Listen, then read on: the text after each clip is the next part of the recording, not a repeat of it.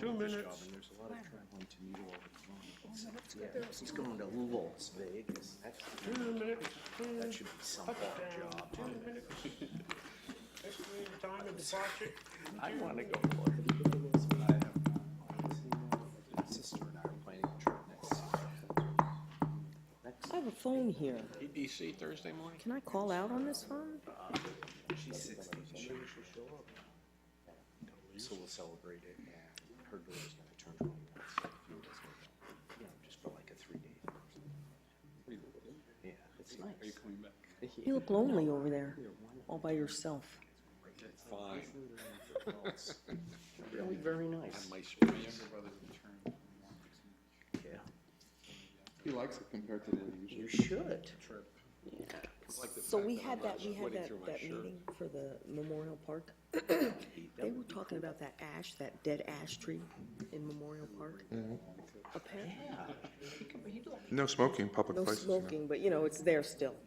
But because we don't use it anymore, a pear tree seed blew into one of the crevices, and there's a pear tree growing out of the top of the tree. There's a shopping there. I mean, it's Cloning just or like something, or yeah. everybody from all over the Yeah, world. no, I is wouldn't, on the- because they'll have ash in them. Everything. It's just top notch. I don't even know what that means. I know.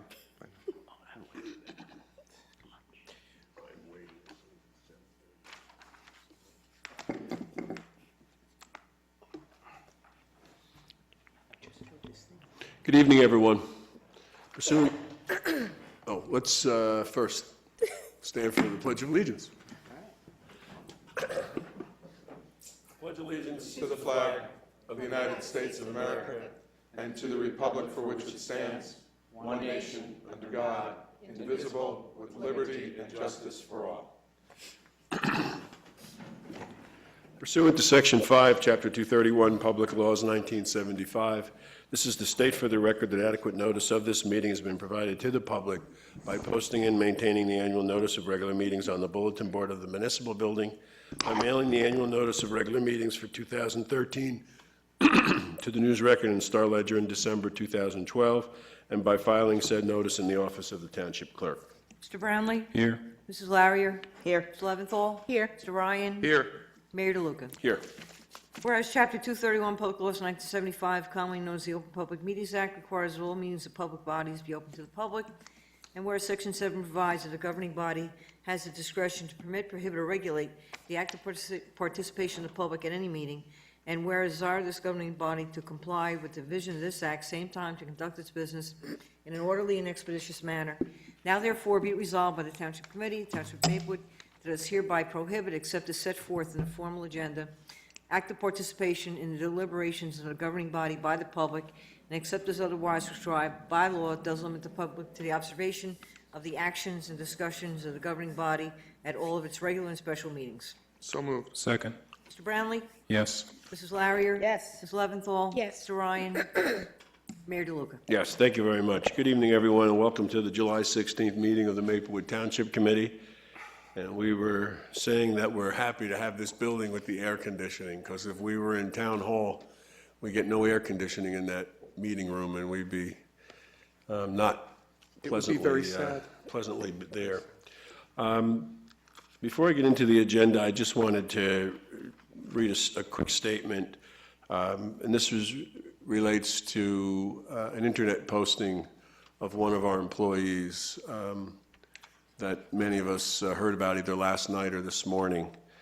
And we wanted to say that the township finds that this individual's comments are appalling and not in any way representative of the beliefs, policies, or practices of the Township of Maplewood. As an employer, we are evaluating our options with regard to this employee. The township will continue to embrace and promote an inclusive and welcoming community. So we just wanted to put that on the record, have some statement with regard to those postings. This evening, our agenda is fairly light. We have two ordinances on final adoption. One is adopting the redevelopment plan for the Maplewood Village Post Office rehabilitation area, and the other is to change some parking rules for electric cars up on Dunnell Road at the train station. Now, the way this works on ordinances that are on final passage is that when we read the title, we ask if there's anyone who would like to speak on that particular ordinance. So if you're here to speak on either of those ordinances, I will invite you up to speak at that time. We also, before we get into the ordinances, have a public comment period, and that's if you'd like to speak about anything, you can come up at that time and speak to us during that public comment period. We have 4 discussion items. One is 60 Woodland, get a task force report and an update. We're going to be discussing the Borden Park field renovation, talking about the Fresco property, which is a contaminated site, and talking about some funding from New Jersey Department of Environmental Protection, and then also Friends of 60 Woodland. So we'll really combine 1 and 4. That has to do with the former Women's Club. We have a consent agenda in which we're canceling some sewer balances, awarding a contract for a new jitney, awarding a contract for some drainage improvements, Prospect Street paving, tree removal services, and bills and claims, and then we'll also approve the closed session minutes of July 2nd. We'll have our second public comment period, so if you'd like to speak to us again, you'd be able to come up towards the end of the meeting. We have reports from departments, administrative reports, reports from elected officials, and then we will adjourn. So at this point, we will ask if there's anyone who would like to speak to the Township Committee on matters. Again, if you want to speak about the post office or the parking, we're going to have special public hearings for that. Is there anyone who would like to address the Township Committee? Yes. But I can still ask questions at the post office. Sure. Okay, great. Julie Martini at 12 Briarcliff Court. I'm trying to spend some time on the website looking for a financial analysis of the post office site development. Is there one? No. How come? We haven't received the proposals yet. And those will, Tell us what the purchase price will be for the way that the town will recoup. There's a number of different aspects of this. There's the financial benefit that the town will get, and that will come in 2 ways. One is the purchase price of the land, and the second will be the property tax that the developer will pay. We won't know what either of those are until we start negotiations with developers. but generally there's a back of the envelope type of calculation where you guesstimate. I mean, how do you know that this is worthwhile in any event? I mean, it seems like it, right, with this sale of the land and the generation of property taxes. Let me ask you, what is the annual revenue that's generated by that site today? It's about $50,000. Taxes on the land only. Yeah. So the taxes right now on the land are $50,000. So there's just like we pay a land tax and an improvement tax. So the taxes are $50,000. And then the improvements really will depend on what gets built there. It'll go on a revenue tax. So it could be very different whether it's the first floor is a supermarket or individual stores, how many units are built above it. Okay, but then you'll also make a decision on the developer, not just based on how much they're willing to pay for the land and the development. You're going to be looking at the broader picture. How are you going to be able to compare the different development plans in terms of the financials then, if you don't have any estimate at all, what you're looking to get? Well, we know what the land value is. So we know what the land value is. We also know what the building value is currently. They just don't. What's the land value? I'm sorry to interrupt. Well, the land value is, I don't have it in my head, but it's whatever Whatever 50,000, whatever generates 50,000, so. I mean, during the reval, the property was assessed, and it has an assessed value.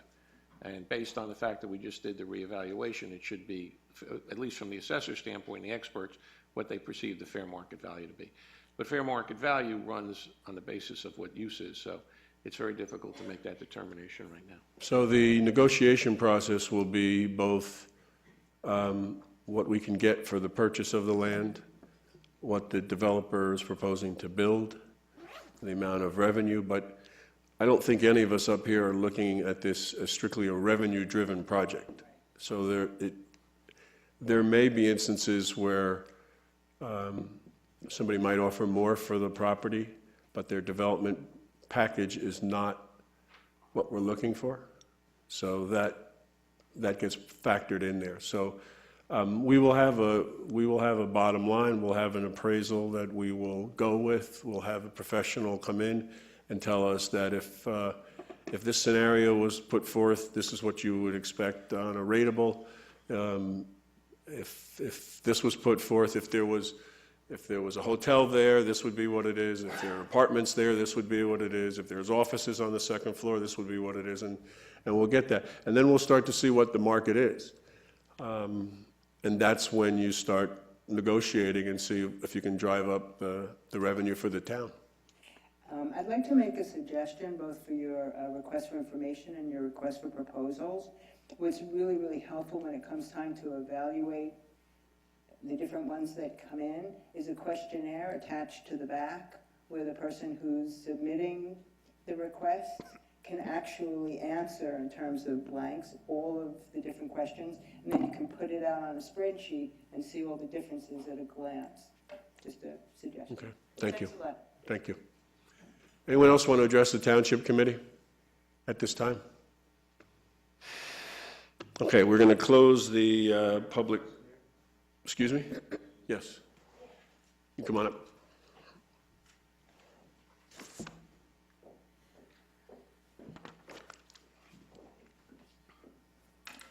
Hi, I'm Sandra Pagan, and I live at 15 Osborne Terrace, and I'm an architect and a resident, and I'm very interested in this project. Sorry. Because it's a big part of our town. So as a resident and architect, I have a vision for what that could be, and I looked at the plan that you're proposing, and it seems very interesting. It seems like you have defined many of the areas that should be defined.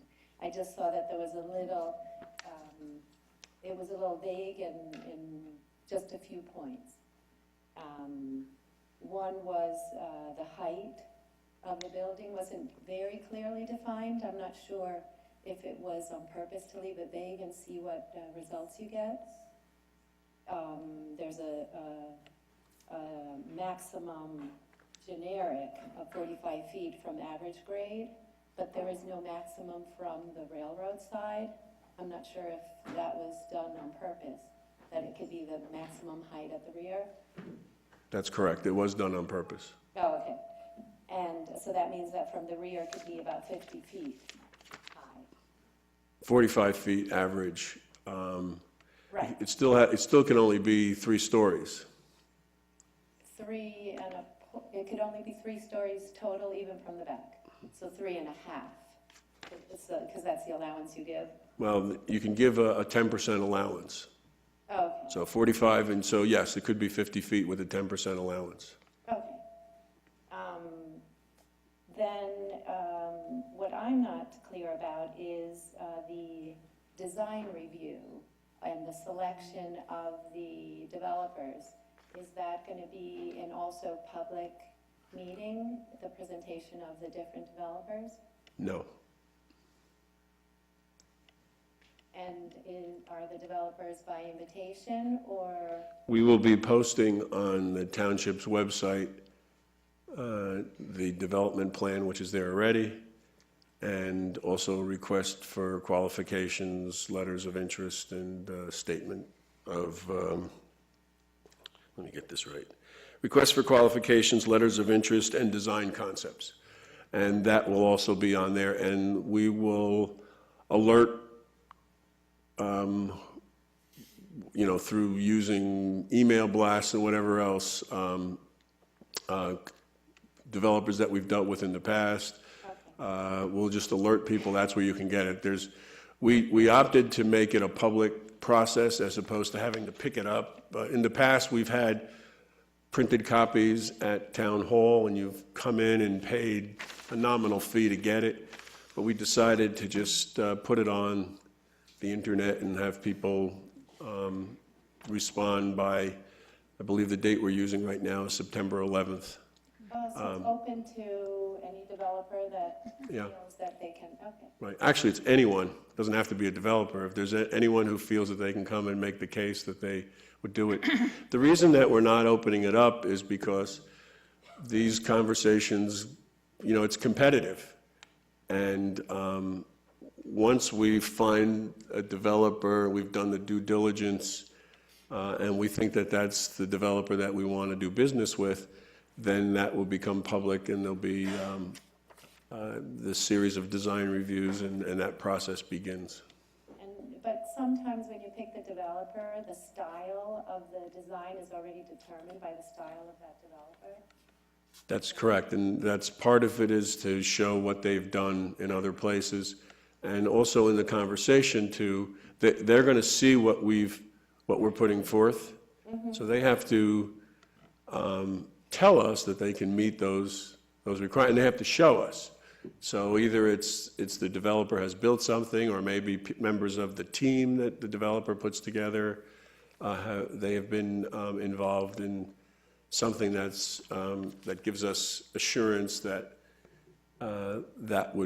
they'd be able to meet the standards that we're putting forth. Right, the standards are quite precise. Yes.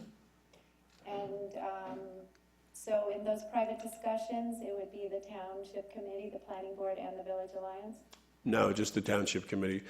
Okay. We are also the redevelopment authority, and so we serve that role, and so it'll be not all of the members of the Township Committee, but some portion of the Township Committee that will be doing it, and our attorney and the town administrator.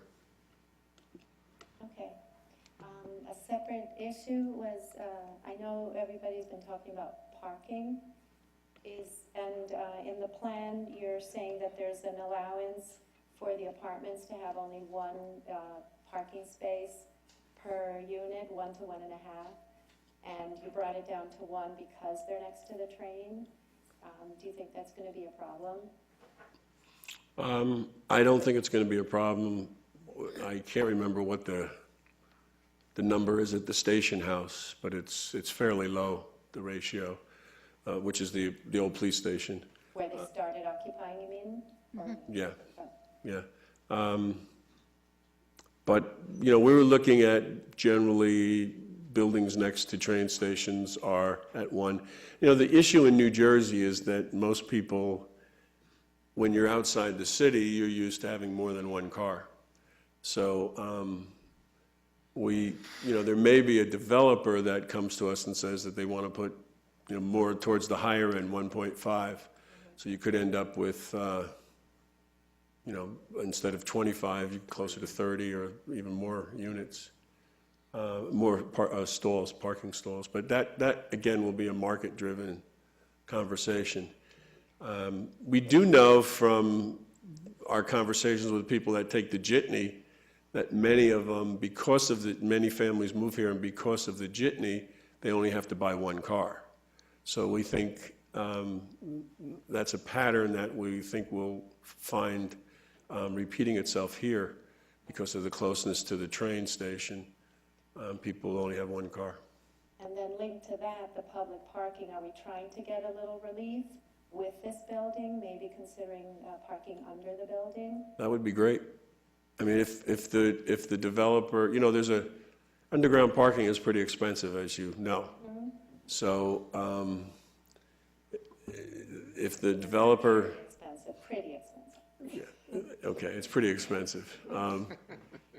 It's probably easier than going up and building deck, but and the good thing there is the way the land is. You have natural slopes and everything, so you might have some ability to do that. But if a developer came and said that they wanted to put parking underground, I think that would be really great. You don't want to encourage that in the plan? I tried to read in between the lines, it doesn't say that. Yeah, I don't, there may be other creative solutions that a developer would come back and say, We think that, well, first of all, the 25 have to be on site, so there's going to have to be some underground. So it may not lend itself to create more underground if the supermarket is actually going to go there and they decide to put storage underground. That would allow them to put multiple stores up on the first floor. So there's a few competing interests here. Right, that was another thing. If 15,000 square feet are used by the supermarket, there's only about 5,000 square feet left. Right. For retail, lobbies, entrances, driveways, there's not much left if the supermarket goes. Right. But it doesn't mean that you couldn't, I mean, there are stores there that are 1,500, 2,000 small stores. Yeah. You know, 4,000 square foot, or let's assume that there's 5,000 left and you're going to use, say, 1,000 for your entrance, elevator, whatever. That still gives you 4,000. You could do two shops or one other shop, larger shop. So I think those are some possibilities there. Okay. Thank you. Okay. Great, thank you.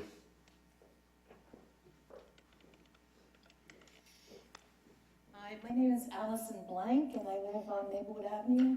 I was at one of the last meetings, and I thought that there were both thoughtful comments and thoughtful responses in the revision of the proposal, so I appreciate that. I do want to express my continued concern that this is one of the most important building opportunities or whatever else it might be, situations that we will face in this town. And I'm sure we can all think of towns like Morristown or the somewhat failed construction in Livingston, which now has empty storefronts. You know, if you, on Where the theater used to be, the Colony Theater used to be, the town center there, yeah. you know, it's struggling.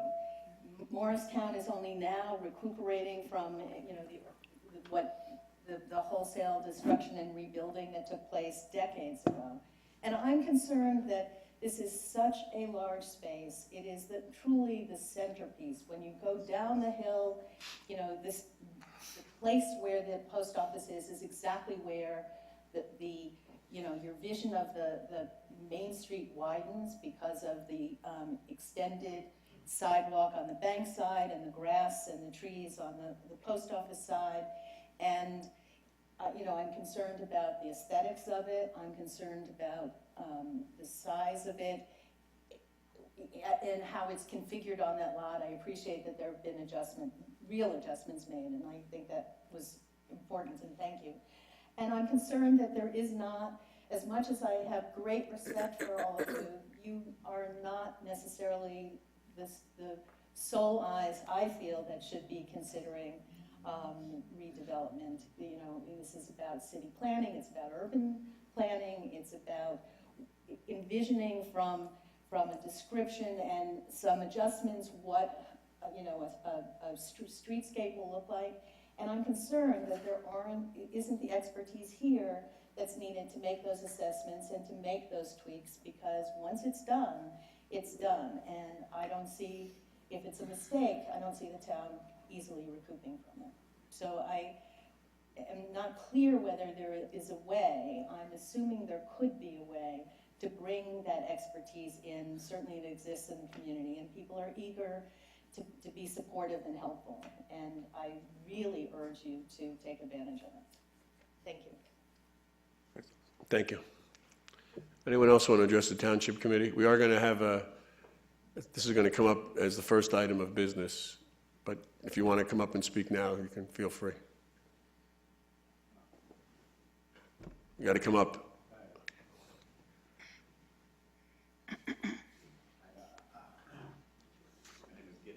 Well, get to the microphone I'm first. Gideon Roman, 32 Heavy Place in Maplewood. I'm just going to reiterate what she said, and I thought she really hit it on the head. If we have more conversation later on, I don't want to take the time and go over things we'll be done, you know, that we're going to be talking about again. But again, it's about concern of the citizens about the plan and the lack of communication between what's gonna be there. So a lot of people seem to be alarmed as to what's available. They don't have an idea of what you guys are gonna do eventually. So there's a little bit of concern that she just said about what it's gonna be like, and, you know, you guys are gonna make the decision. So we'd like to have a little bit of participation into what eventually is gonna be there, being that important of a place. So that's pretty much, and I thought having competitive bids and having everybody give, different companies have different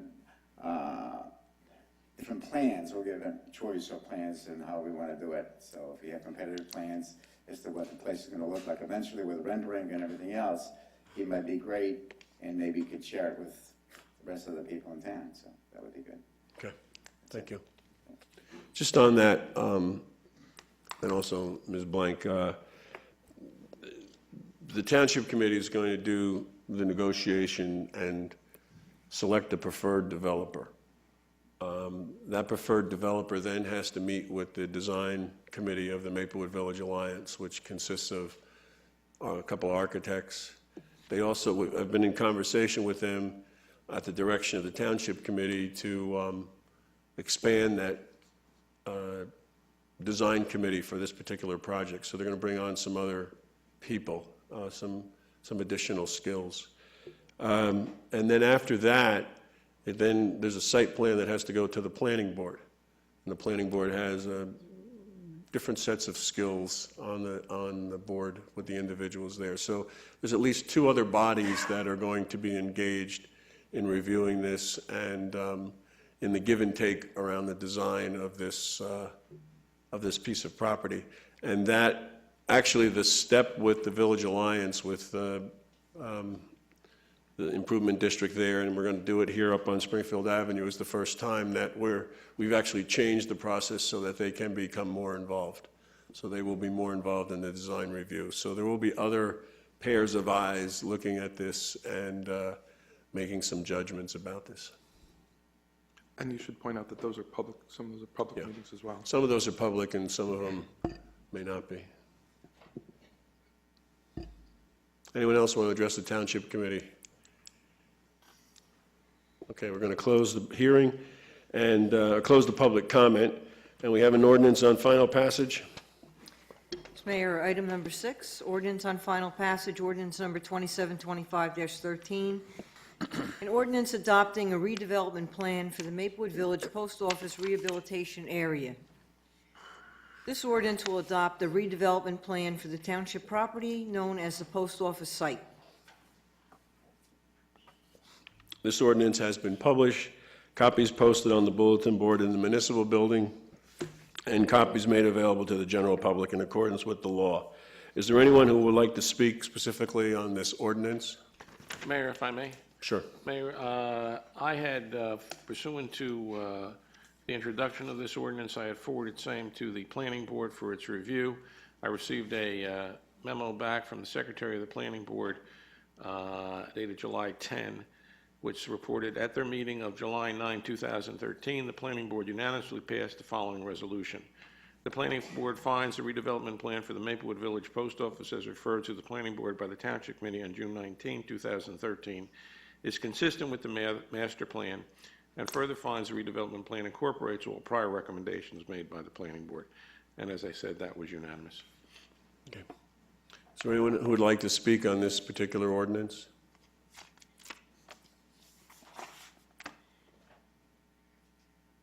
Seeing no one, will close the hearing. Mr.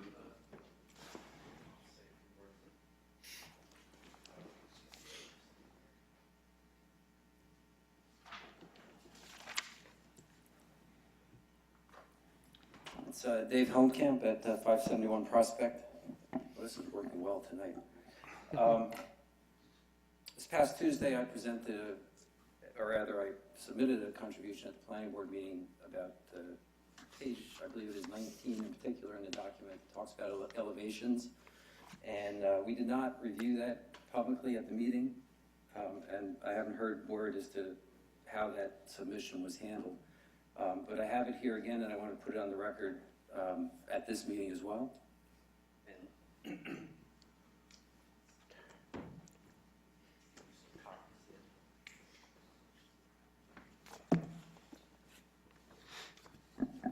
what I'm passing around there is the last 3 pages are the submission from last Tuesday, and then just 2 cover pages that I added. I went through this exercise because I was struggling to visualize the elevations of the building, and I thought about that page over and over again. I found it had a couple of different parameters expressed in terms of facade, expressed in terms of roof, and I finally sat down and tried to analyze it and incorporate what I thought the effect of the grading was. What I, at the same time, trying to find a rationale for the particular numbers, which are not explained in the document. What I did find on balance, at least in my calculations, were that under certain circumstances, it allows for elevations that seem to exceed those of the Village Cafe, and sort of open the door to pushing the limits of a scaled design, of a design that's truly within scale. So that's not to say that you'll see proposals that do that, but my interpretation of the document is that you could very well see proposals that do that. And certainly if this were already existing zoning, a developer could go directly to the planning board and build buildings substantially taller than Village Cafe. So it just sort of was a red flag to me as to why that sort of latitude would be in the document when the issue of scale is something that's been a priority from the beginning and has been reiterated by the public a number of times. Subsequent to last Tuesday, I also looked through the definition of building height that's in our current code, and it's not quite, well, first of all, the current code uses the term building height, whereas this document uses roof height. So this document is sort of vague as to whether the additional 3.5 feet due to the parapet would be in these calculations or would be just an addition on top of them. So of course, 3.5 feet on a building 30 feet high next to a building that's 39.5 feet high is also something that should be more clear in the document. So I wrote in the first page here a couple of comments that might align the document more closely with the current code. And if you look at the subsequent pages, you'll see that some of the numbers suggest that the current wording could be interpreted to allow buildings in excess of 50 feet at points. In the absence of drawings included in the document or drawings that have been reviewed publicly, I think it's impossible for all of us to say whether this is really the case or even whether we'll see designs that push the limits. Just in response, I did speak to our planner about this. He did receive this. We did email it. You emailed it to Adele Lewis at the planning board, and she emailed it to Paul Greigel. Paul did not think that there was any reason to change this. It may, in fact, there may be a building that's higher than Village Cafe.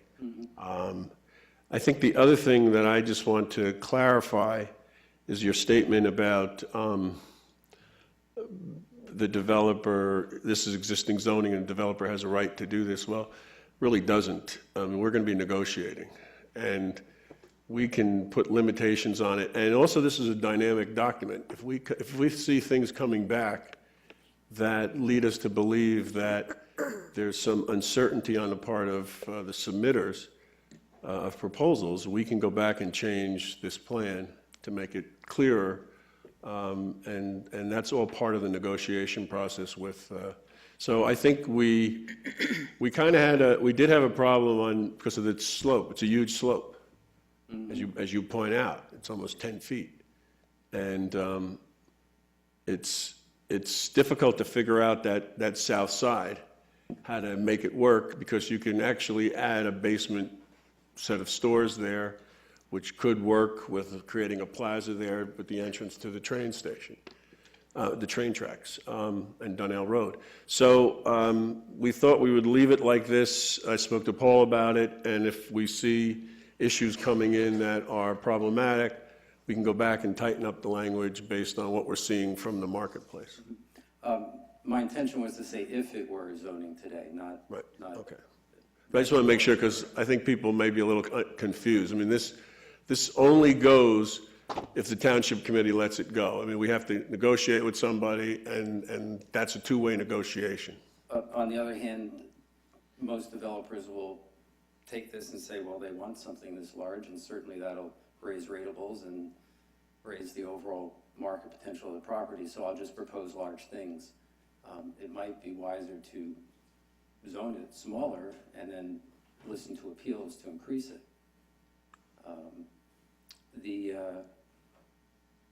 So, it seems like two sides. Right. And our Issue, but it does seem more conservative to look for designs that are truly to scale and then accept proposals that Right. justification for exceeding that.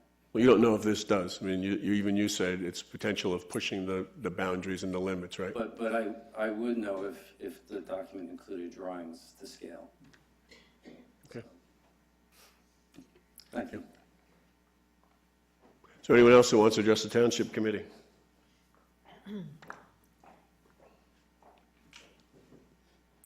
Kirk Kiley, 506 Summit Avenue.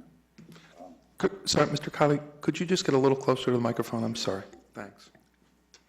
Hopefully I don't dump it. Kirk Kiley, 506 Summit Avenue. Thanks. I just want to ask, wouldn't it be prudent to look at both properties, the Women's Club property and the post office property as a whole, and develop in a way that synergizes, for lack of a better word, the best two properties that we have right now. Right now, we're looking at the post office. We're completely focused on the post office area. We're not looking at the Women's Club property, whereas if we looked at them both, because that's probably going to be coming up next. Like, how are we going to use the Women's Club property? And it looks like I keep coming back to parking, but parking is a issue that everybody can agree on that the village has a problem with, and the post office area does not address that. We can hope for the goodwill of the developer to give us public parking, but I don't think that's in their plan to give us public parking. So just looking at the raw numbers, we're going to be kind of short on parking, and it's going to be coming out of the Women's Club's parking lot. Then when Tom Kearns had a great proposal, and if anybody else has a great proposal, where's the parking going to come from to support activities at the Women's Club? So, we should look at both, and how can we optimize both properties, not the post office at the expense of the Women's Club. What's everybody's thoughts on that? Well, we are looking at both properties. I mean, we're making plans to keep up the Women's Club. We're making plans to operate it there. There is some potential to grow some parking there on the west side of the building. We'll take a look at that. How many parking spaces do you foresee? I don't have that in my head. It's substantial, over 20 on that side. So how does the post office plan as it is now benefit the Women's Club and vice versa? Because you said you're looking at them both, but how are you looking at them both together? What specifically about the post office plan would make things better? Because when we get back to where we were originally with the Tom Kearns plan before the neighbors got into it, the big thing was, where's everybody going to park? Everyone's going to park up on Woodland Road, and right now we're going to have more of a shortage because we're at the. Well, I don't know if that's the fact, because we don't know. We're just having a conversation about the potential of putting underground parking. So if there's underground parking at the post office site, that may address all your concerns right there. I was going to say, I think there's two questions being asked, maybe. Right? One is, what happens during whatever development goes on at the post office property? Right? There's going to be a period of time where the existing situation is going to be disrupted, parking is going to be disrupted, and I am sure that we will, among other things, plan to use some of the space at the Women's Club to take up the slack for parking that's eliminated while construction is going on. So there's short-term needs that having the Women's Club helps us address. In the longer term, I think it's hard to specifically answer exactly your exact question until we see what exactly is proposed. Right, if somebody, I'm sorry. Wouldn't you want to do that beforehand? Get a good handle on that before it gets too far down the road and. I think you'd want to do that, I think you'd want to do that before it gets too far down the road, but I think it has to go a little bit further down the road than it's gone. Because I don't think we have enough, just like the earlier person was asking questions about how much money might we get selling the property. Well, we won't know until we get people bidding. What might buildings look like? We don't know until we get people bidding. What might the parking needs be? We won't know until we get people bidding. So I do think it's a smart idea and a good suggestion to think of these things together. I just don't think we yet have enough data to do that thinking. But you could do rough cut capacity analysis. That's, Yeah. businesses do that, right? Yeah. You could say, all right, I could have a maximum 20,000 square foot retail. The grocery store is going to be 15,000, so even if we just go minimum 15,000, we need 37 new parking spaces, which aren't going to be there. Probably they're going to buy them from the town. However, payment in lieu of parking, or don't want to bang that, but in some way, the township is going to have to provide these spots in all reality, right? And if we lose some of the 33, again, they're not forced to provide them there. They could, whatever the term is currently, it was payment in lieu of parking, they could buy these spots from the town. So the capacity for that parking still has to come from somewhere. So has any thought of where, if they wanted to buy 37 parking spaces from the town, where would those 37 spots come from? Well, you could, you're looking about adding spots. You could also enter into an agreement with a developer that they could take an existing parking lot and change the way parking is. You could have an attended parking lot. You could also have deck parking, mechanical deck parking. There are ways to look at this. Where would that be? I'm just like. It could be on land that we own now. You could take the women's club, for example, and increase, if we put some on the west side, that's an increase in parking there. You could also have attended parking there where you would get more cars in than the cars you can put in self-parking. So attended parking for the shopping, the grocery store? There's a couple things we could do. We could we could move around commuter parking and put more commuter parking as attended parking and create more street parking. So there's a lot of parking spaces that are in play there. And I think that's part of the study that's going to be required as to how to make that happen. So I think look, we don't have a lot of land. We're not building more. Exactly. So that's my the creative thing is what kind of land do we have and how might we use it differently to create more parking? And there are ways of doing that. And if you listen to Tom Kern's plan, he said he could have roughly like 300 people in there at max, right? If we just say 4 persons per person per car, that's another 75 parking. Well, Tom Kearns doesn't own the women's club, we do. So we have the ability to put limitations on what goes there, and we also have, we're probably a little more sensitive to public comment and public concern than a sole proprietor. Exactly. I agree with you. So I think that. But if we want to maximize the usage of that asset, Right. we need parking. Even if you want to maximize the asset of the merchants, Right. you need adequate parking. And it's short right now. I understand, and I know we have a difference of opinion where you've put forth publicly that you think the post office site should be used for parking. Well, public parking subgrade and retail above. Yeah, well, I think we may get that. We may get some of that.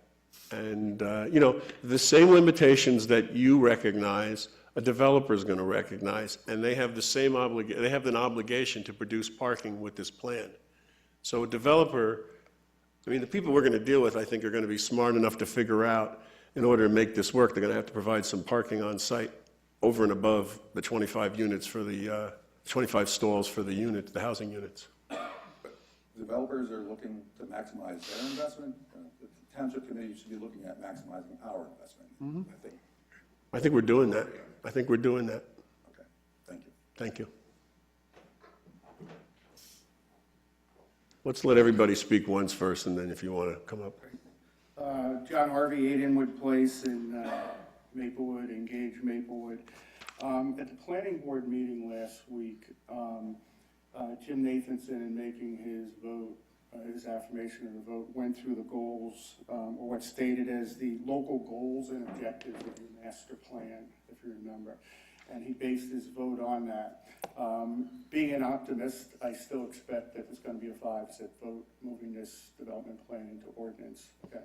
My question as you go into the next stage is, and I think some of you have been in business, these statements I don't call either goals or objectives. I call them directional statements at best. For example, improve the quality of commercial activity and the value of commercial properties in all of the township's business districts. And presumably, this will do that. How are you going to measure your own performance against these objectives? You know, at what point will you start putting true objectives and goals in place to know what you're looking to achieve, and then in the end, whether you've achieved them or not? And I could go through each of these. I mean, the one on sustainability, if you remember the previous town council meeting, I asked Mr. Gerbil, I said, what are the cutting edge environmental aspects of this building? And he mentioned 2 things. Actually a third he threw in. One was the location of the building. 2 was the fact that you're going to limit parking per spot, you know. And then he mentioned the bicycle rack, and Vic, I think you corrected him and say 3 bicycle racks, okay? So when we talk about sustainability, is that truly what we're talking about? But the bigger question is, at what point are you going to put some metrics in place that we're going to be able to determine what we're looking to achieve, and you are also, and then we'll be able to evaluate whether we've achieved it or not? That was a question. Well, I think, first of all, let's be clear about what you're referring to on page 10. Those are the goals of the 2011 reexamination of the master plan. They're not the goals of this plan. They say that these goals are relevant to the redevelopment plan. Okay. So, for example, here, support the retention of a supermarket. We'll know if we did that or not. Promote market rate residential development, especially mixed use in commercial areas. We'll know if we did that or not. Facilitate a broad range of housing options. I think we will do that because we don't have a lot of rental housing, and so we'll find that out. Promote the incorporation of sustainability. Well, this is required to be LEED certified. So that is a certain set of points that the developer will have to achieve based on green building design. So some of the things that he talked about were being adjacent to the train station and having bike racks. There's a lot more. We've encouraged solar energy, we've encouraged green roofs. So those are things that we'll find out what the developer is talking about. Improve the quality of commercial activity and the value of commercial properties in all the town's businesses. We do that all the time. One measure is vacancy rates. The other is when we do our revaluation is the property values in our commercial districts going up. In 2000, we had to shift from commercial to residential. In 2010, it shifted back some to the commercial because the commercial was more viable and more valuable. So I think there are ways to measure this. And again, these are broad goals for the master plan. With that said, and I absolutely accept that, you know, I guess they're more directional. At what point will we know the specific goals and objectives? And I'm talking specific, measurable, achievable, results-oriented, time-bound for this project. You know, so that again, we can determine what success looks like and not just hope that the supermarket and some other anchors stay in town, but that we're going to be evaluated on making sure those things happen one way or the other. So when will we know specifically how this project will be measured before we go on and negotiate and ultimately decide on a developer? And I mean, without hedging words, it's really the evaluation of how successful you've been as a town council. Well, some of that will be done by us as we're talking with the developers. We'll be looking at what our objectives are and have that conversation. There also will be measurements, and part of that, for example, will be their ability to negotiate or enter into negotiations with Kings, so we'll know if that's real or not. And then at the site plan approval, there'll be other very concrete proposals around building design, flow of traffic, use, that we'll be able to measure at that point also.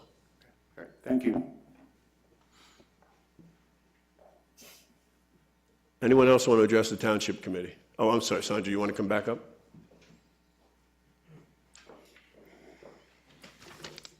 Yes, hi. Can you say your name again? Sandra Pagan, 15 Osborne Terrace. Now, I have two questions that are minor. One is, when you described the appurtenances, I know that there was a discussion last week about maybe redefining that point, because it sounds like you do not want a tower, if you read that paragraph. But when we were talking, you said, well, a tower would be pretty nice, but I don't think did you reword that paragraph? No. There was one individual who was talking about the potential of a clock tower. Yeah. What we were, I think, saying is that the way we read this is that could be interpreted that way, or... It discourages it, because it says, if you want to go above, you might be allowed, but hide it. That wouldn't be a tower. Well, it could be, but the thing about this is that there are deviations to the plan. As I said earlier, this is a dynamic document. We can go in and change it. If somebody comes back to us with a proposal, they say, we built a similar thing in Westfield, or we built it in Cranford, or we built it in, I don't know, some other place. We go look and incorporated some vertical element that we thought made sense for here.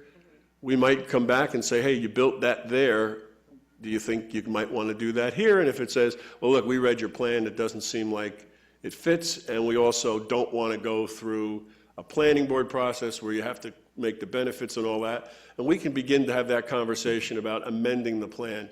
In all of the other areas where we've had redevelopment agreements, and this is the area on the police station site, the area across the street with Walgreens, and the area down the street next to DeHart, we've amended, I believe, all those plans based on conversations with the planning board, with residents, with the Springfield Avenue Partnership Village Alliance, and with the developers. So we can go back and amend those plans. The reason you amend it is that it becomes, you have clarity as to what's being proposed. You can put specifics in there, and then you can also make it a matter of right, so that you don't have to go for a variance, which, if you've worked with developers or anyone building, predictability is a huge plus. They want to, have something predictable and not somewhere down the line they're going for a variance and it gets pulled out from them. So we think that there's the ability to make those changes. If there's a really positive element that we can incorporate, then we can do that.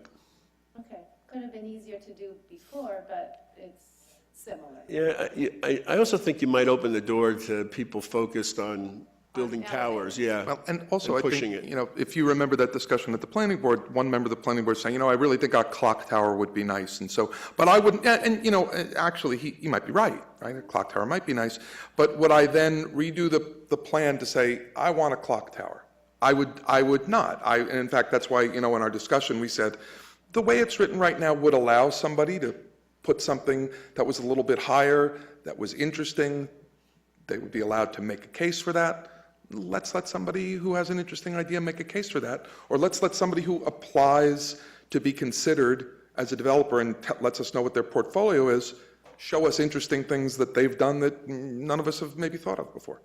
So, we may end up with a clock tower, or we may end up with something that none of us have thought of at the moment because somebody else has done it in a similar looking place, and we all get to look at it and think it would be a good idea.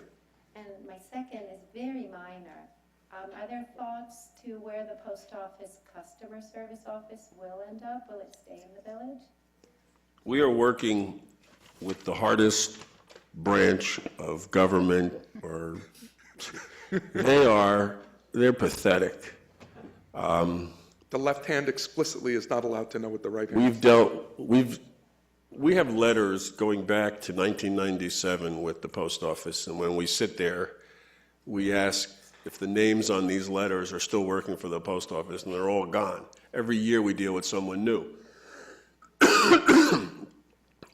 Just as of today, we were trying to get some clarity as to what they're doing, because November is coming soon, and they haven't been able to tell us. We're looking at the possibility of creating a village post office, which would be minor activity, postal services.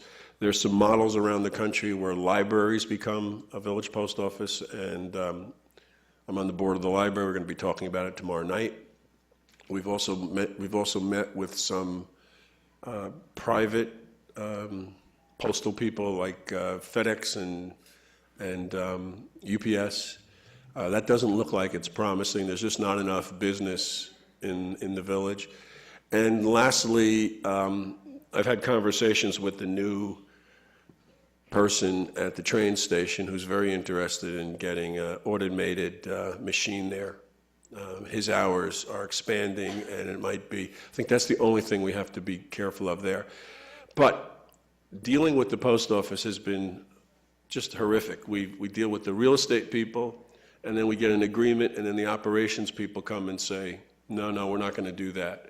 And the operations people say one thing, and then the real estate people say, no, that doesn't fit the plan. We are working to try to resolve this, but we don't have an answer yet. There will be some postal presence in Maplewood. I don't even know if the carriers will be in Maplewood. But that, that's a mail factory. That could be done. In fact, the post office should be consolidating carriers, and that may be a way to cut down on some of the costs, but. Because I'm sure you're aware that a lot of people, at least I know, I go into town with the excuse of going to the post office and then I shop in town. Mm-hmm. Yes, we're aware of that. Okay, thanks. Thank you. Anyone else want to address the Township Committee?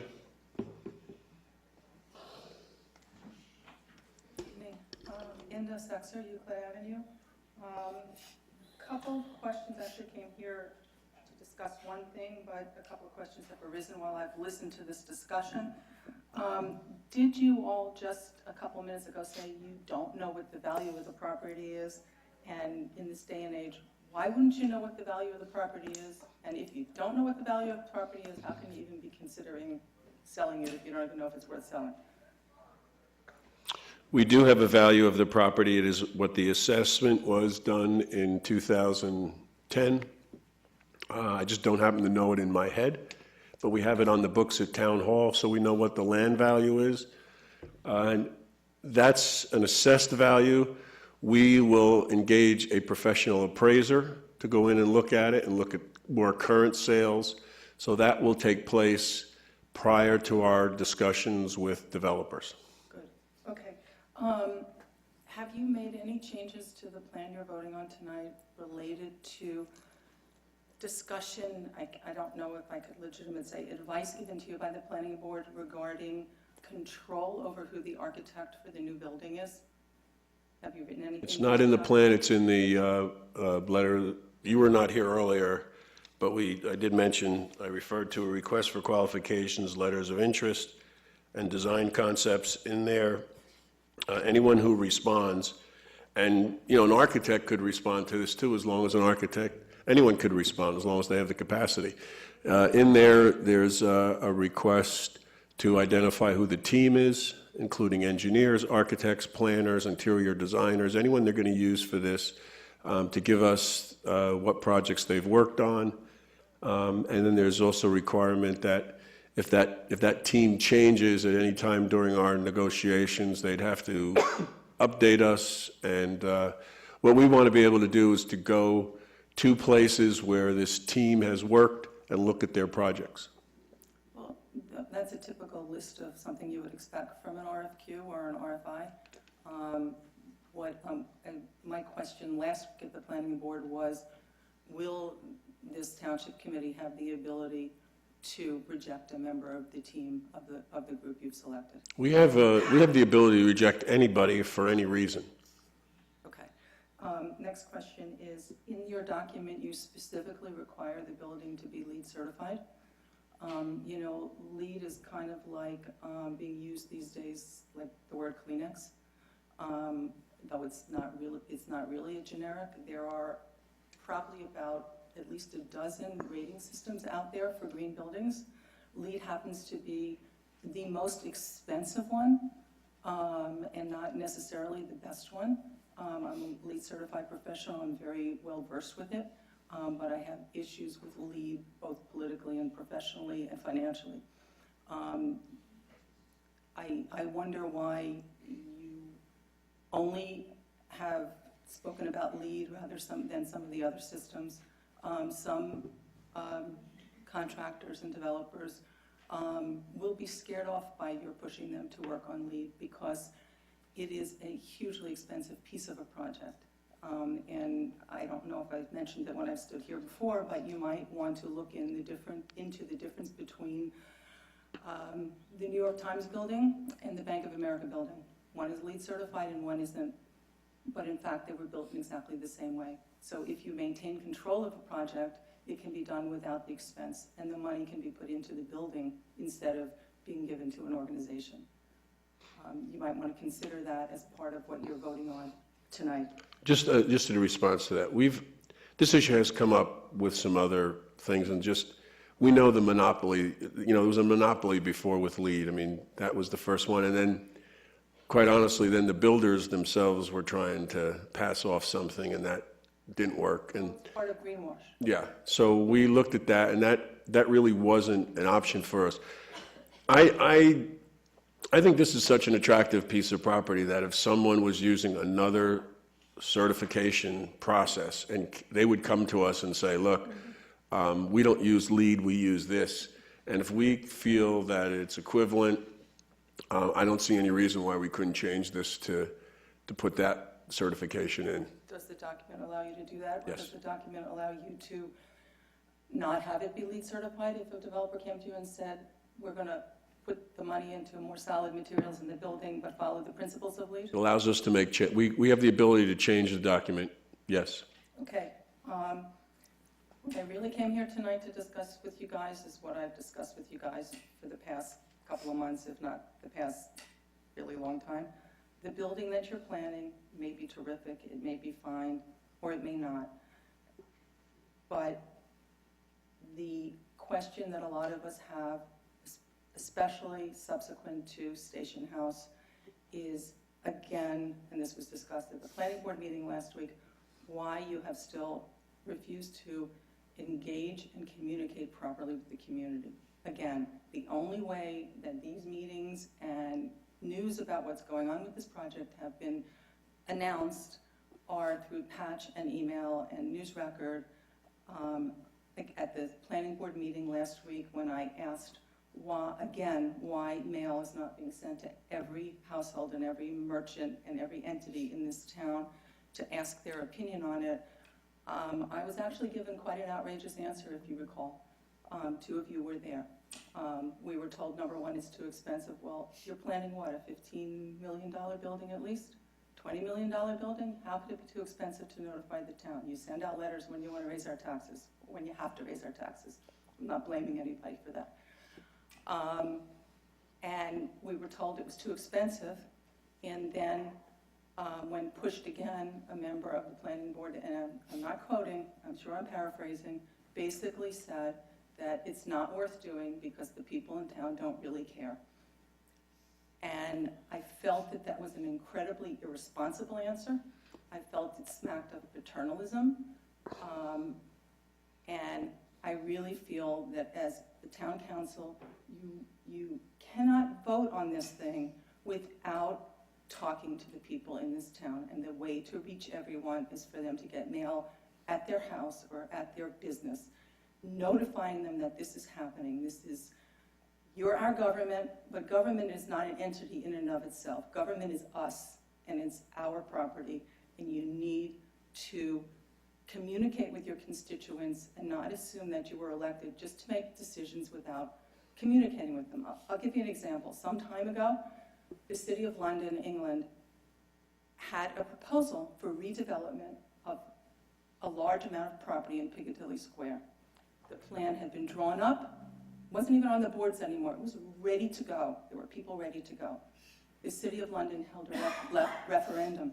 The citizens of the City of London decided what direction it should go in. Maplewood is a great town, and we really need to respect our citizens. And I really question your integrity if you go ahead with this tonight and you still haven't notified enough people in town. Did you just say that you question our integrity? If you do not note, only on that respect. Okay, thank you. Just wanted to make sure I understood what you Not said. as an individual, Okay. you're a bunch of really nice people.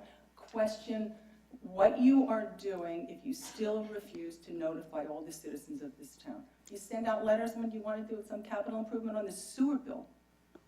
This is a precious piece of property that belongs to all of us, and people in this town deserve to be notified about it. And a group of us have come here week after week, month after month, and asked you guys to do that, and you still have refused to do it. We could have done it months ago. And it's a very serious issue. Thank you. Anyone else want to address the Township Committee? Anyone else? Mr. Ryan, we're going to close the hearing. Mr. Ryan? Mr. Chairman, I move this ordinance be adopted as a whole and the clerk be directed to publish the same as a passed ordinance in the Maplewood South Orange News Record according to law. Second. Any discussion? I have some remarks I want to make, but I'm not going to go first. I'll let other people talk first. I'll just say a few things. This has been a conversation that the government has had, the business community has had, residents have talked about for some time.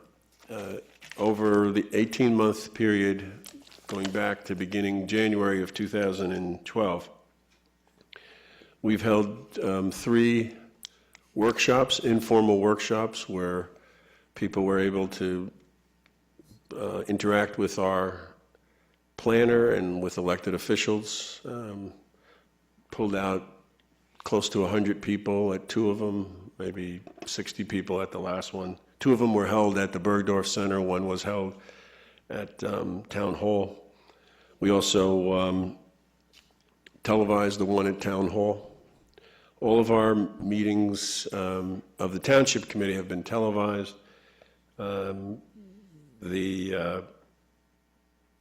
Township Committee, based on some concerns raised by residents and business people, postponed the vote on this, and we held another public meeting on the 18th of June. There have been a lot of meetings about this. We have used the internet to spread the word. We have handed out flyers when we stand in Maplewood Village. We do once a month talk to the Township Committee. We've handed out flyers. I personally went door to door on Maplewood Avenue when there was the meeting, I think in January of 2012, handed out flyers. So there have been efforts to alert people to what's going on. And there have been a lot of people at different meetings. Some of you have been here at all the meetings, but there have just been a lot of other people. So I don't think that that we've been doing this in a way that isn't transparent. It's been pretty transparent. We've put everything on the website, draft plans, plans that get amended. So I feel pretty comfortable about the effort that we've made to do this in the sunshine and have a lot of conversation about this. Now, there doesn't mean that we all don't agree. I mean, there's some differences of opinion here. And that's what's going to happen. But this is not the end. We have a lot more to meet about, to talk about, and we're going to continue to move forward with it. Anyone else? I just had a couple of comments I want to make here. The notion of the fact that the post office's, the term of the lease of the post office was ending, and this was something we were going to have to care about and something we were going to have to worry about, was something that was discussed my first day on the Maplewood Township Committee in January of 1992. This has been a matter that's been up for discussion in townwide planning documents and discussed in planning meetings for a very, very long time. So, to be honest with you, the one thing that strikes me as odd is when people say that they feel like we're moving too quickly. I frankly think that I could listen to criticisms that we were moving too slowly. However, moving slowly means that we have more public meetings, we seek more public input. We've had a lot of good public input at a lot of different meetings. A lot of input from folks has been incorporated into the plan. The very first meeting that we had about the plan, a member of the public came up and said something about the positioning of the back of the building and considering, and we went and completely changed the plan to incorporate that person's idea because it seemed to everybody in the room that it was a good idea. So there has been an awful lot of public participation. Public comments have been incorporated, public comments have been welcome and incorporated, and we have we've engaged with the public, we've communicated with the public, and we are, I think, at this point, ready to take the next step. This is by no means the last step. Approving this plan just means that now we've got something definitive to solicit developers for input on. As was said on a number of occasions by a number of people, myself included, this plan can change, this plan can be modified. We have a lot of opportunities here to make sure that what we all want, a good high-quality improvement to the town that's going to meet all of our needs, is what we get out of the end of this process. With respect to folks who have said that we should go to referendum on this, I don't believe in governing by referendum at all. So I think that, you know, picking a difficult question and going out on a referendum means that you don't have the courage to deal with it yourself. And I think that we have the courage to deal with it ourselves and to make a decision that's good for the town, because that's what we all want. I don't think that the person who was referred to at the planning board meeting needs any defense, but I would like to say for the record that that person didn't say that people don't care. What that person said was that some people don't care, they hear what's going on and it's not that big a deal to them. I'm sorry if people think that's insulting, but that's not what the person said. I think that we have repeatedly engaged and communicated, and if somebody thinks that that means that because we didn't engage and communicate in exactly the way that person thinks we should be doing it, that I don't have any integrity, I think I can live with that. Anyone else? Ms. Leventhal. I'm looking forward, and in looking forward, you've heard tonight that the plan that we'll vote on tonight, assuming it passes, that plan can be amended. And just like the plan up until this point has been amended because of community input from both residents and businesses. So I look forward to the continuation of the dialogue, and hopefully in a couple of years, a year or two, we'll have a new building on Maplewood Avenue. Anyone else? Go ahead. Mrs. Larrier? Yes, thank you. I have recently come into a position where I have done some community organizing, and I can tell you that I have sent flyers and I have made phone calls, and the return on much of that labor has been surprisingly low. And I don't believe that it's because people don't care. I think it's because not everyone has something to say. And I believe that there are a lot of people here in town who do know what's going on, but they don't feel the need to be vocal about it. So I believe that we are communicating. There is lots of conversation going on, but they don't necessarily feel the need to come here. A while ago, I specifically challenged that if you felt that the word wasn't getting out, go out and spread it. And some of you have done that, and I thank you for that, because it shows that the process is working. But the process working doesn't necessarily mean that everyone's say is agreed upon and gets put into the plan. I believe we have a very good plan here. As has been mentioned more than once, it's still a somewhat fluid plan. There are things that can change as we move forward. But as Mr. Ryan suggested, we must move forward. And so I think that's what we're doing now. We are simply moving forward.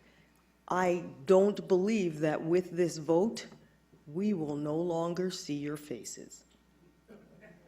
I'm sure you will be here. I'm sure you will continue to be vocal.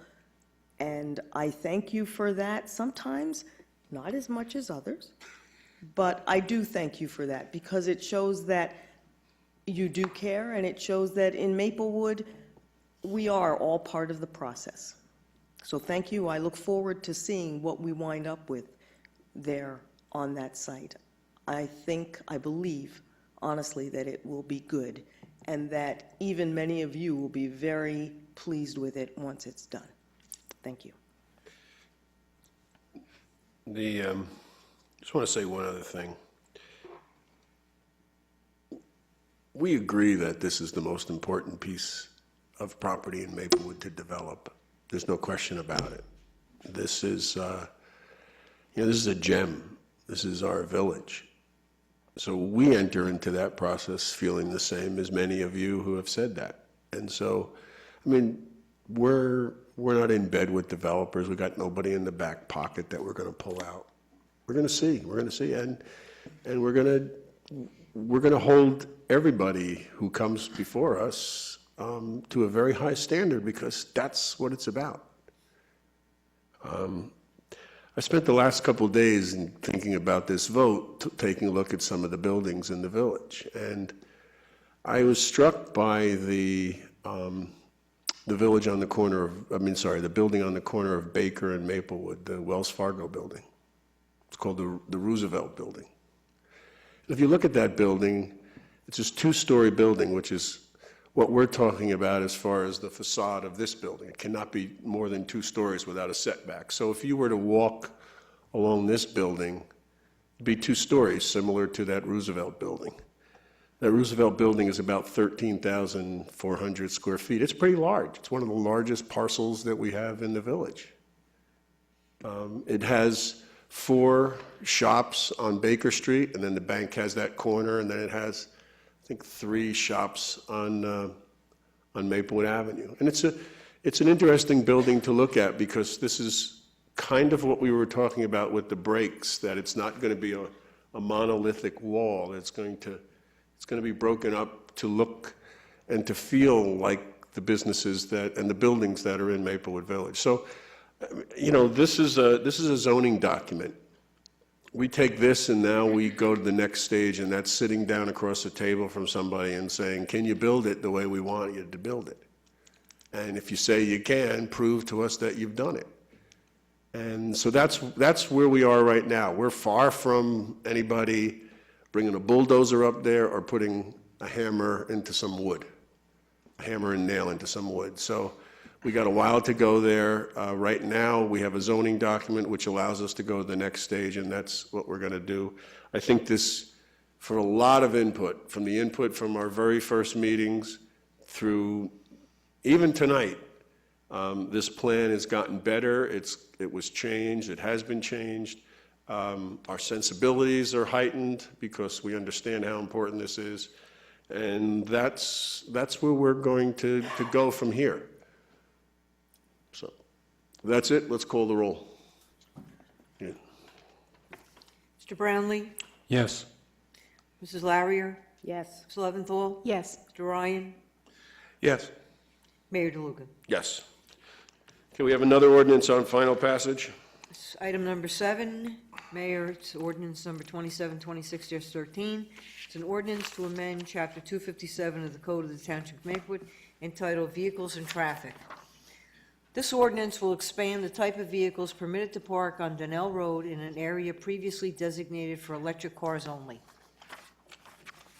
So this ordinance has been published, copies posted on the bulletin board in the municipal building, and copies made available to the general public in accordance with the law. Is there anyone who want to speak on this ordinance? We now have 3 parking spaces which effectively allow like a glorified golf cart to park there. We're going to change that to allow for a greater number of cars that meet the EPA electric car definition. Anyone want to speak on this? You sure? Okay. We're going to close the hearing. We're going to close the hearing. Ms. Leventhal? Mr. Mayor, I move this ordinance be adopted as a whole and the clerk be directed to publish the same as a past ordinance in the Maplewood South Orange News Record according to law. Second. Any discussion? Please call the roll. Mr. Brownlee? Yes. Mrs. Larrier? Yes. Mrs. Leventhal? Yes. Mr. Ryan? Yes. Mayor George? Yes, thank you. We have 4 discussion items. We're going to do 1 and 4 together, then we're going to do Fresco property, then we're going to do Borden.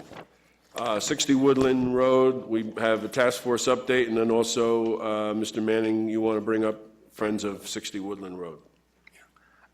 Actually, Ms. Leventhal, I think maybe we might just give a very, very brief report here and throw it to Mr. Manning. We had what we thought would be, what we expected would be our last meeting of the task force. Our expectation is that the work that was done on the interim contract for the use of the building is a pretty reasonable guide for what we'd want the long-term contract to be, subject to some other numbers and changes. So we'd ask Mr. Manning to put together a final version of an RFP for us to discuss and review and to be published. We had hoped that we'd have that done, but I don't think we have that ready. So we're going to move that discussion of that final RFP draft for us to look at and discuss and ultimately approve to a future meeting. Yes. And I think we'll save any, I don't know, unless you had anything you wanted to add, Ms. Leventhal, I'll save any remarks about the task force for that time, but if anything you wanted to add here. Just to quickly mention that we are starting the code and safety upgrades in terms of the building, and we expect those to be completed during the month of August. So that's the asbestos removal, the mold, the small amounts of that will be done hopefully by September. And I guess the only other thing I'd say is that one of the things that among the things we discussed was some notion that whoever we would be partnering with, we would have, among other things, an expectation that there would be that person would run an annual capital campaign fundraiser, and that we'd want to have some sort of formal, ongoing capital improvement plan and capital fund. And to that end, maybe I could just throw it to you, Joe. Yeah, the task force discussed the idea of creating the Friends of 60 Woodland Road as a not-for-profit corporation in which we could possibly seek other grants that would not necessarily be open to us as a government agency. And I think it would be a very good idea to get on board, and I was hoping that the Township Committee would agree how it would be set up. We could work with Mr. Desiderio and how it would function, but I think it's a good idea to start it now since, we've just become owners of the building and we want to kind of protect that for ourselves. Do we have any models? We're a town, we've set up Friends of Recreation and things like that. You're talking about something similar to that? Right. I know that we've actually set those things up in the past. I think that's the thing that we want it to be different here. I didn't hear that one. I'm sorry. I think there are other organizations like that that are sort of private organizations. We weren't necessarily talking about setting up we were talking about being the impetus for creating the organization. Right. Okay. Yes. How would people feel about that, the Township Committee? Should we authorize Mr. Manning and Mr. Desiderio to explore the creation of a Friends of 60 Woodland Road and report back to us? If it's not something that is that we are creating, do we need to do that? Is that something that they can just do? Well, I would, It's a totally separate yeah, entity. I'm concerned about that part. I would like us to look at different models, because Okay. we have a situation right now where we have the Friends of the Bergdorf Center. Right. And there's been an estrangement between the town and the Friends, to say it mildly. Right. And so there's a financial impact, because we raised money and put it in there. Right. And now we can't access that money to fix the building. And there's also the issue when we had the Friends of Recreation, and we had the grants that were available. Correct. And And then right, there was. rub there. Right. So I want to be careful in what we do, that we don't create an independent No. entity No, that that's- comes back and haunts That's us. the reason, That's that's the the Okay, reason so for that- Mr. Manning's all I'm- suggestion in the first So place. that's what I would like us to be a little more, I'd like us to think about a couple of different options than maybe what we've done in the past, or what has happened in the past. Right, exactly. And because the Friends of the Library we have and how they work, and we can look at several Right, models. there's a library foundation, which Right. is also now doing things independently. So I think we just need to think Yeah, I through mean, some of if- that. Yeah, no. Okay. Yeah. Okay. No, I mean, just picking up on it. I mean, if it's something that we are kind of involved with, and Yes. we're going to have some control, then yes, obviously, we should. So, based on all of this, I would say that we should ask Mr. Manning to move ahead exploring the possibilities that. We could report on the different options. Yeah, I agree. Right, right. Okay. Okay. Is that all right? Okay. Mr. Manning, you're up with the Fresco property. Well, there's a little piece of landlocked property off of Boyden, adjacent to the Department of Public Works. Years ago, it was a major, in the 1990s, a metal plating business, and materials were dumped. It became a Superfund site. The federal government, EPA, stepped in, they cleaned it up. And then it seemed to languish until about 5 years ago, we got word from a local company that does remediation efforts and studies. And they said, look, there's money available, and we can help you get that money, and we can do the work for you, and you can get a remedial investigation work plan, because we haven't even gotten the first one done. Right. Right. And then from the investigation work plan would come a remedial action plan. So we do not own the property, but we did get a rather interesting letter from the state of New Jersey, which it appears that think we do own it, and that if we don't take some action by May of next year, we're going to be subject to some remedial action by them. So I wanted to see, we have spent, well, it's not our own money, but it was the taxpayers of the state's money for brownfields remediation, over $100,000. Oh, a lot of money. Don't we have a lien on that property for some of that money that we spent? No, I don't think, because we didn't No, spend it. The township has not spent any money. EPA has a very substantial lien on the property, in the multi-millions of dollars. And also, I should tell you, there are outstanding tax sale certificates that the town owns. So to the extent that we own the tax sale certificates, I guess we do have a lien on the property.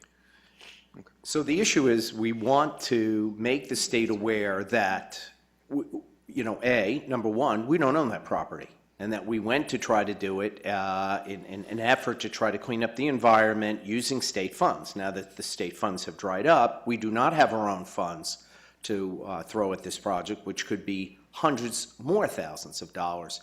And I just wanted to make you aware of that, because Mr. Desiderio and myself are going to call the state, and then may have to deal with the people we have had a relationship with and try to work this out and see how we can put our efforts, define them as completed. Okay. And I just wanted you to be aware that that's what we think we ought to do. Okay. Unless you want to, no. I don't think we want the property with the liability. If the state wants the property, they can have it. Yeah, I mean, the problem is the township could foreclose on the tax sale certificates. We might even be able to cut off the EPA liens, but the problem is that there's no brownfields money for cleanup. I mean, it's only for investigation, and that's really where the problem is. So although Mr. Burbank would love to have this piece of property, he's gonna have to wait. His trucks would glow. This is one of these orphan companies, they went bankrupt. They went bankrupt. There's no No trail to them you can't even whatsoever. go after anyone here.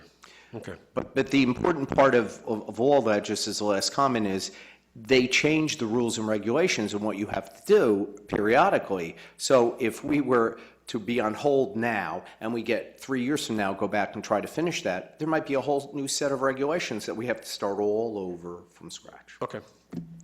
All right. You're going to let us know? Yes. Your comments with the, okay. Let's go to the Bordenfield Park renovation. Mr. Burbank, why don't you come up here and sit next to Mr. Desiderio, if you don't mind. Oh, you get that honor. Right, he's got his own chair. You don't have to move. You're going to move? Oh, Desiderio minds. All right. That's harsh. Sorry, That's Mr. harsh, Burbank. Roger. These hundreds of people who are watching are wondering why. No one wants to sit next to you. All right. Make sure your mic's on, please. Is it? Thank you. All right. Okay. Mr. Manning and I think Mr. Ryan, did you tee this up, Mr. Ryan? Sure.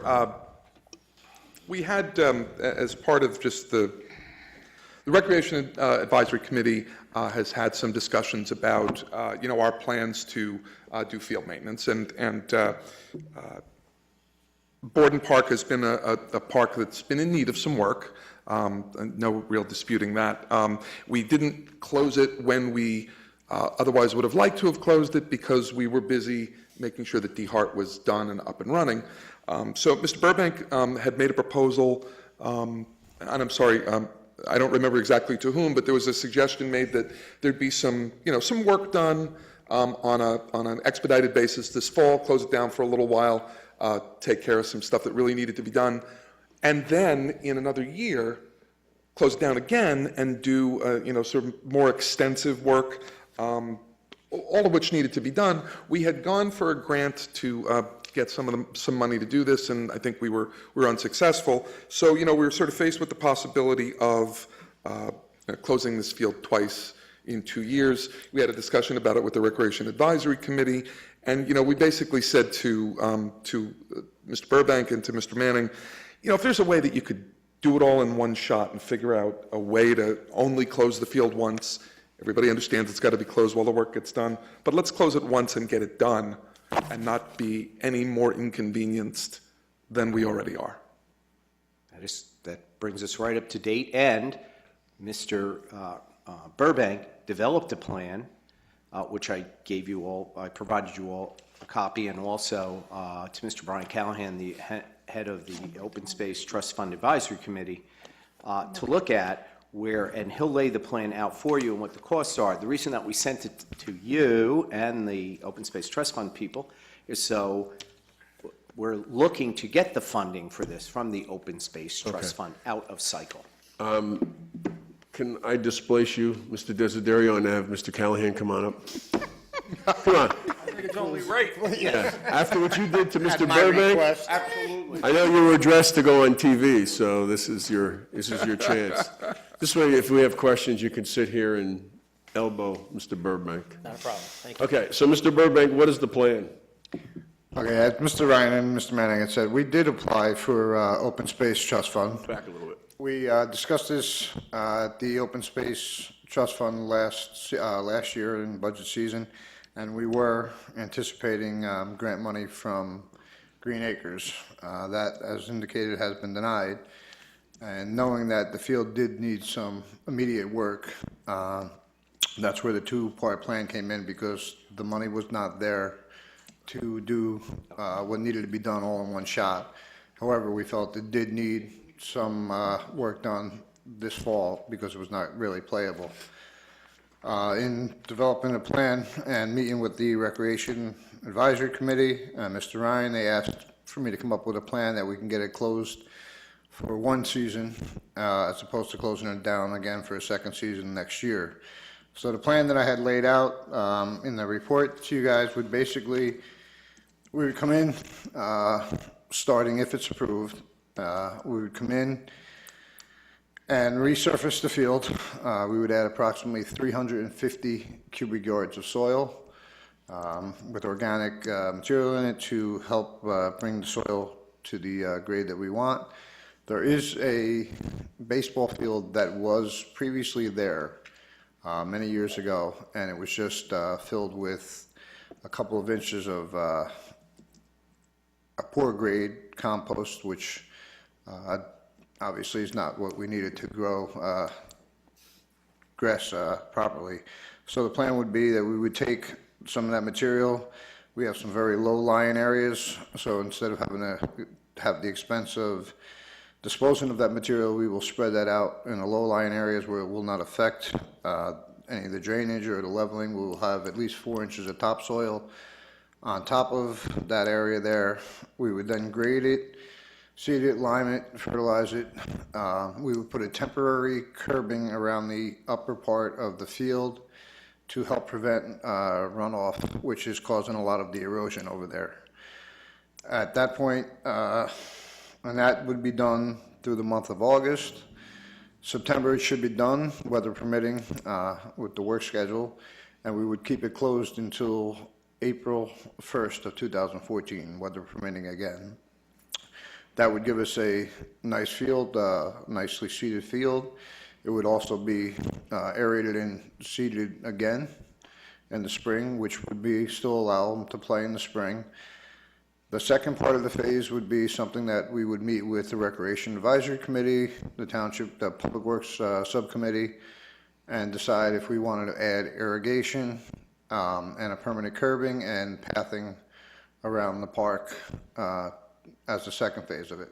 None of that work would really interfere with play. That would be done in the off-season of 2014. So once the spring season's done, we can come in. They have a ditch which would dig a trench maybe 6 inches wide, lay irrigation in, could put the soil back over it, seed it, and have it grow and still be played on should there be something going on in the summer. The curb work would cut the field down by maybe 6 inches around the whole perimeter. Wouldn't impact the play that much. It's very tight as it is. I met with Mr. Callahan and JJ. Joseph, yep. Mr. Joseph from Cougar Soccer last week to go over the dimensions, and it's going to be tight, but we can still keep what they need in there.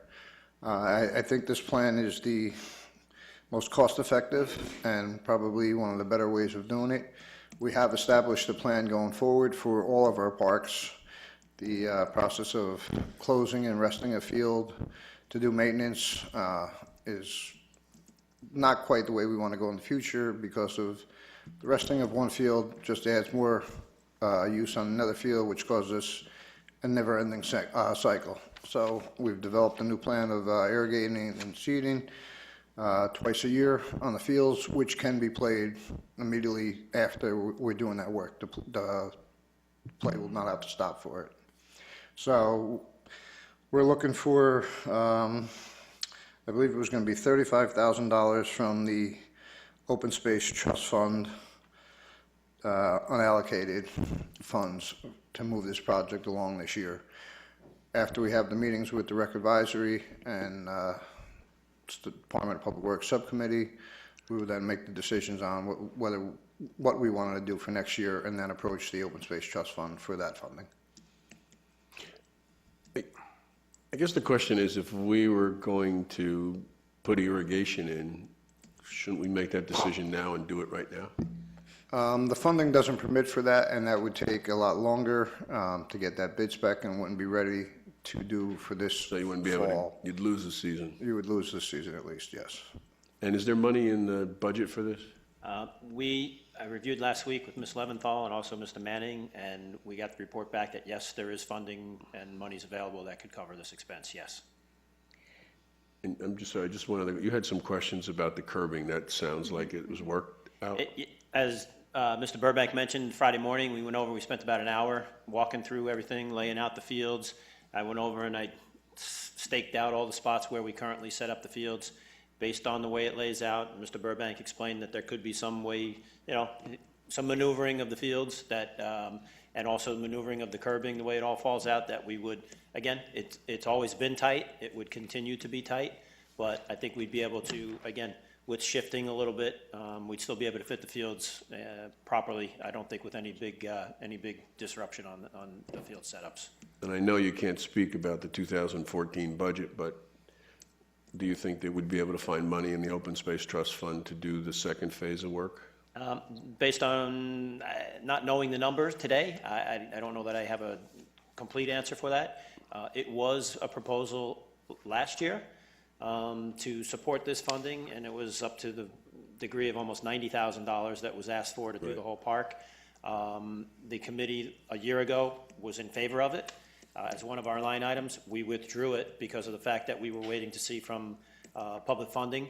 So the committee at the time, a year ago, was in favor of helping support that effort, again, because of the known and the need of the repairs at the park. So I think that, again, chopping it up in two parts, having this one now and then partial payment, an effort to pay for it and funding next year, I think would be a very positive and doable for the committee. Ms. Leventhal?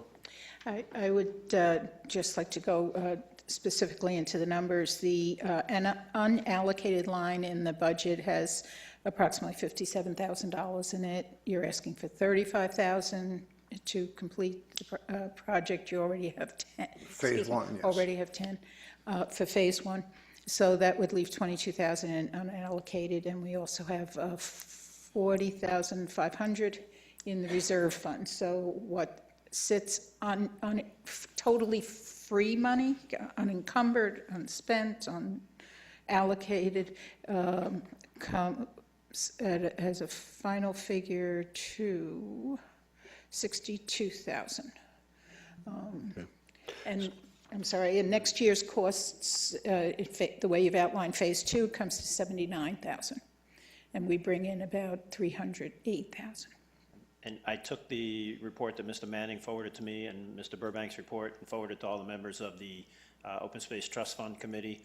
Heard back from everybody but one, and every one of the members was in favor of supporting and moving forward for it, to the improvements to get it done sooner rather than later.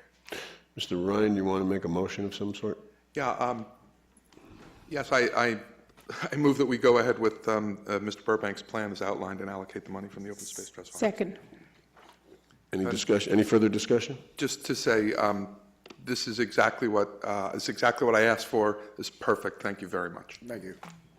Thank you, Mr. Callahan, for coming I'll just up. make my comment. This is exactly what our reserve fund is for, too, to be able to help set up and to be able to jump on things when it's needed to be done. And based on the condition of that field, I'm knocked over as to how many people actually use that park during the day.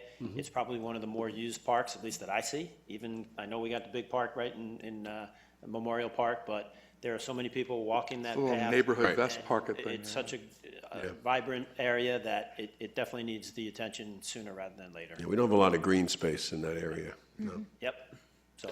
And Mr. Burbank, thank you for all you do. You're welcome. Despite the fact that Mr. Desideri doesn't want to sit next to you. All right, We appreciate let's I'll have that conversation with him later. call the roll. Yes.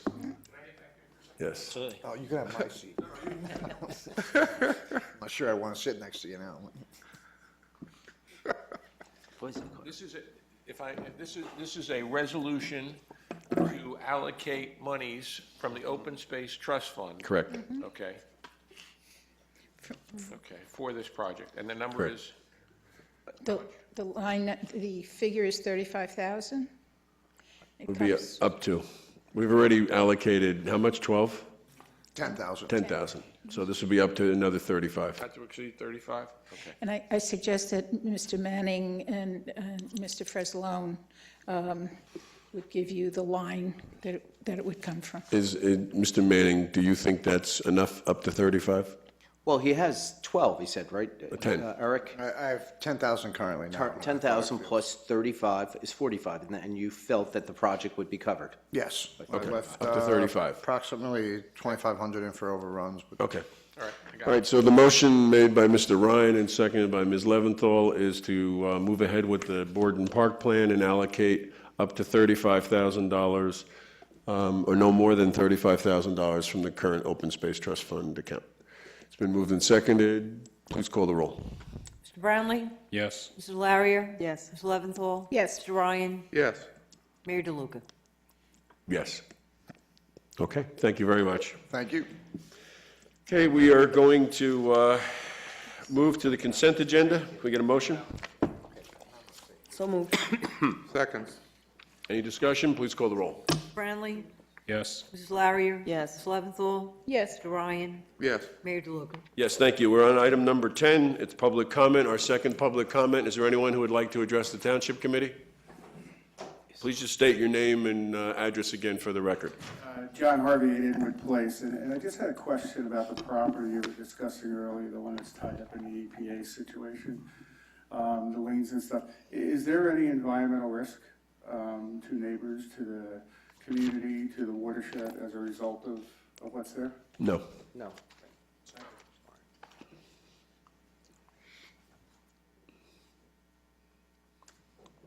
Anyone else?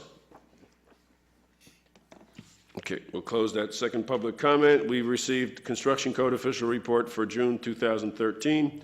Administrative reports, Mr. Manning? Yes, I have 3 items. One is that with the hot weather, we do have cooling stations that are open. They are listed on our website. We have sent around an email blast, but it's basically DeHart Community Center, typically from noon until 4:30, Monday through Friday, and then the Memorial Library during the hours that they are open, and they are open some evening hours, at least twice a week, and at the the Hilton Branch Library. So please, if you go out there, if you're having difficulty, or even if you don't want to waste your own electricity, come on over. There has been an increase in the amount of people going to and from the library. We have, speaking of this and electricity, our generators for our town hall and also for DeHart were put into place today. So they just have to be hooked up. That whole process will take about another 2 weeks, and then we should be ready in case we have any power failures. Third item is that the farmers market is open. I have not been able to get there in time to taste the Cambodian food, but I hear it's very good, and he's doing well. The farmers are doing well, and our market manager, my assistant, Mr. Carrera, is there and tells me that there's a good response. So please get out, shop Maplewood's Farmers Market on Monday from 2 until 7, every Monday, 2 to 7. Indiana and Springfield. You can't get your assistant to get you some Cambodian food? Well, I'm going to try next week. Okay. And did you get who you were looking for, the pickle guy? No. No. Oh, green juice. All right. The juice guy. The Yes. I did have one question. DeHart was 12 to 4:30?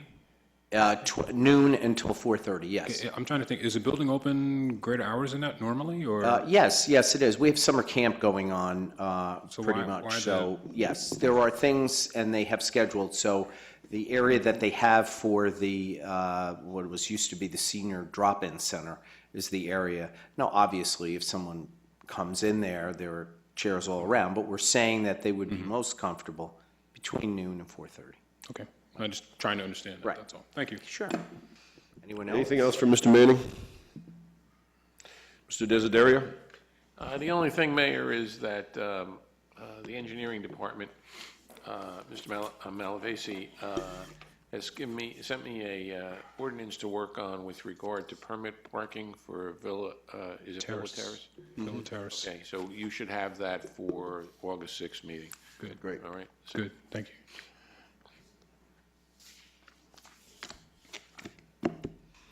Okay, anything else? All right, Ms. Fritzen, How are you? how you doing? Cool. It's not that cool. No, I think. Am I up? Yes, you are. Okay, trying to generate some interest in lottery parking transfers to the 60 Woodland Road lot. Did get the word out to previous How's it lottery going? parkers. Not good. Okay. But I think also that the Maplewood Village Alliance put out a nice email, so I think people do know about it. What about the merchant parking? Well, I think we have at least 4, right? Yes. Is there any more than 4? Is it 4. 4, because I go there in the morning and I see 6 cars there. And we have So we'll have to currently- talk to the police about We that. have 5 overnight parking. Oh, great.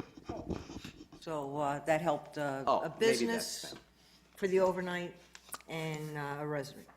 Okay. The other thing, I would just want to report that, of course, we have an election coming up on August 13th, primary, and followed by another election date for Wednesday, October 16th, and we'll be publicizing that information on the website. Interestingly enough, as a follow-up to our last election where we had no electricity in 2 buildings, and situations where we were making the polling places up to speed, the latest thing was wondering from the county and the state how many of our buildings have air conditioning. So I did make that response. Wow. But it seemed that, we got by the last election with so many difficulties, and I think we looked real good about it. Now they're asking about air conditioning, and, we'll do the best we can. So of the facilities, the firehouse does not have air conditioning? right? Correct, but we're gonna bring some fans in and make that, it's mostly for the board workers. And, Maplewood Town Hall with the election districts in the lobby, it is not the worst place. And Clinton School? Yeah, That's going to be tough. And Prospect Presbyterian? again, making fan arrangements. Okay. That's it. Well, if electric goes out, we have generators in 2 of the facilities. Anything from Ms. Fritzen? Have you had the Cambodian food yet? Not yet, but I will try. Maybe we'll do a site Field visit, trip. all of us. Yeah. All right. Reports from elected officials. Mr. Brownlee, No report, Mayor. Ms. Leventhal. A few things. I'd like to announce the date of the Echo Home and Garden Tour, sponsored by the Green Team, which will be September 15th from 1 to 4. The Wellness Fair and Week get kicked off at noon on Saturday, the 21st of September. Going to be a busy month. I'd like to send out a big thank you to the organizers of Maple Woodstock, a very, very fun weekend, and to the work that township staff did to also make it a success. Same with the 4th of July, an incredible event for the 111th year. And it's the partnerships of our community volunteers and our own public safety and public works staff that make this work. So thanks to everybody. I want to mention that the township, with the assistance of the Green Team, is applying for a $2,000 grant to Sustainable Jersey. And I will mention that it has to do with communications, regarding media outreach, internet stuff that I don't totally understand. Although I can give you some names here, if I can find them. Constant Contact, for example. Internet ability to do surveys of residents, et cetera. Facebook account. So this $2,000 would cover these efforts for a year. And they're laughing at me because I don't have, no, not me? Okay. But I do need to ask for a motion to put this forward, to have Ms. De Palma send this out, because there is volunteer time involved, although none of it is township employees, so I guess I don't have to ask for a motion. But I do want to inform you that it is going out. The deadline is August 4th. We're way ahead of that, and hopefully we will receive word in September that we've been awarded. Thank you. Thank you. Mr. Ryan?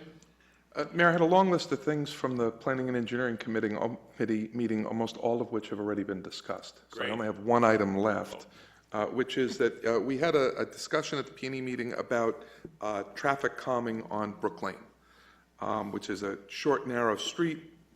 And we decided to recommend to the Township Committee that we change Brook Lane to 15 miles per hour. I don't know if Mr. Malvasi has yet gotten that memorandum to you, but I just wanted to bring that report from the committee and seek your approval to get an ordinance on that to move forward. So you're giving a recommendation from the P&E to the Township Committee that we make Brook Lane 15 miles an hour. So that's moved. Is there a second? Exactly, Mike. Second. Any discussion? Please call the roll. What is it now? 25. Okay, thank you.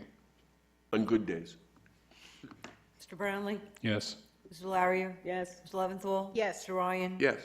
Mayor Duluth? Yes, thank you. So that's to all I prepare have. an ordinance to do that. That's it. That's all I had. Thank you. Ms. Larrier? No reports. Just 3 items. I too want to recognize the work of the 4th of July Committee and also the Maple Woodstock. Both of those are raise money privately.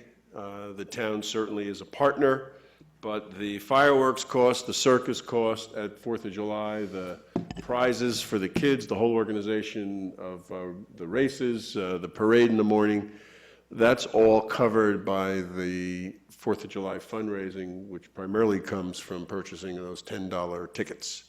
So next year when you're thinking about supporting 4th of July, please buy one of those tickets because it does help. It's nationally recognized too, by the way. It is.